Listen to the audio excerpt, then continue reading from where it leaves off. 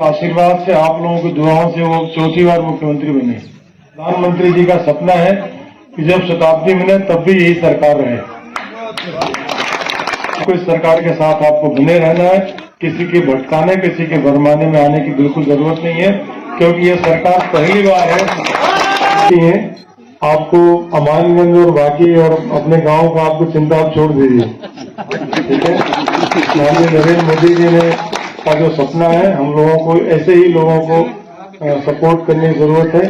इसीलिए हमारे माननीय मुख्यमंत्री जी ने कहा कि तो अभी सुना आपने, ये कोई नेता, विधायक या मंत्री नहीं, जी हाँ, यह पन्ना के कलेक्टर महोदय हैं, जिनके ऊपर भारतीय जनता पार्टी की भक्ति का बुखार ऐसा चढ़ा कि लोगों को वोट डालने के लिए मोटिवेट ही कर डाला। यहाँ तक कह डाला कि अभी 20 साल तक और भाजपा की ही सरकार चलेगी, इसलिए इनको वोट देते रहें। एक कलेक्टर का इस तरीके से कहना कहाँ तक जायज़ है, या तो खैर सोचने की बात है, क्योंकि जिले में इनको राजनीति करने के लिए नहीं बल्कि अपने स्तर से विकास करने के लिए बिठाया जाता है।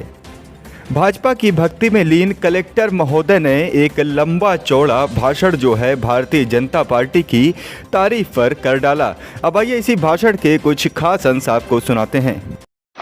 क्योंकि हमारे मुख्यमंत्री जी कहना है कि आप लोगों के आशीर्वाद से, आप लोगों की दुआओं से वो चौथी बार मुख्यमंत्री बने। माननीय मोदी जी कहते हैं कि 75 साल हो गए देश को आजाद हुए, आजादी का अमृत काल चल रहा है और शताब्दी 25 साल बाद मनाई जाएगी।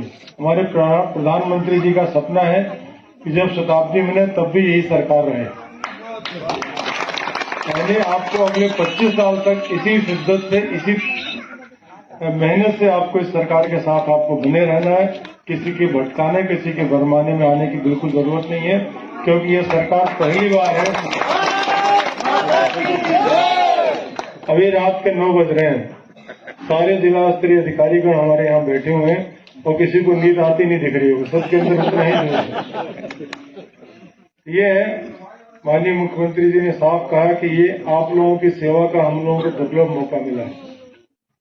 जब हम नौकरी में आए थे, बहुत सारे लोग हमारे साथ पढ़ाई कर रहे थे, केवल मेरा ही सिलेक्शन क्यों हुआ? क्योंकि हमें कहीं न कहीं से नियति में होगा कि मैं अमानगंज में कभी रहूंगा, अमानगंज के लोगों का दुख दर्द मैं दूर करूंगा, उनके लिए मैं काम करूंगा। ऐसा नहीं है कि मैं पढ़ने में बहुत अच्छा था इसलिए मैं ही सिलेक्ट हुआ, क्योंकि भगवान किसी न किसी की निमित्त किसी को बनाता है और कुछ लोगों के काम करने के लिए हम लोगों को नियुक्त होते हैं। उसमें मैं आप लोगों सौभाग्य से मैं आपके जिले में मैं पिछले 2 साल से लगातार आप लोगों की सेवा में लगा हुआ हूँ।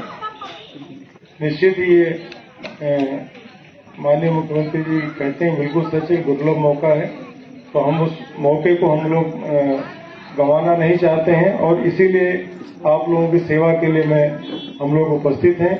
मैं अध्यक्ष जी का मैं वास्तव में शुक्रगुजार हूँ।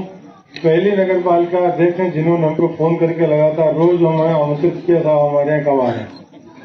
तो बाकी सीएमओस को मेरे डांट लगे, हमने तुम लोग तो हम बुलाते नहीं हो।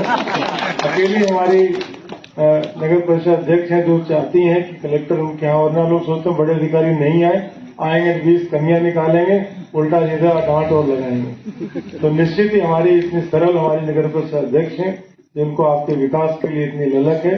आप लोग बहुत भाग्यशाली हैं कि जो आपको ये नगर परिषद अध्यक्ष के रूप में मिली है और आप देश की बेटी हैं। आपको अमानगंज और बाकी और अपने गांव का आपको चिंता आप छोड़ दीजिए, ठीक है। माननीय नरेंद्र मोदी जी ने का जो सपना है, हम लोगों को ऐसे ही लोगों को सपोर्ट करने की जरूरत है। इसीलिए हमारे माननीय मुख्यमंत्री जी ने कहा कि हमारी घर की औरतें हैं, सुबह से शाम तक चौका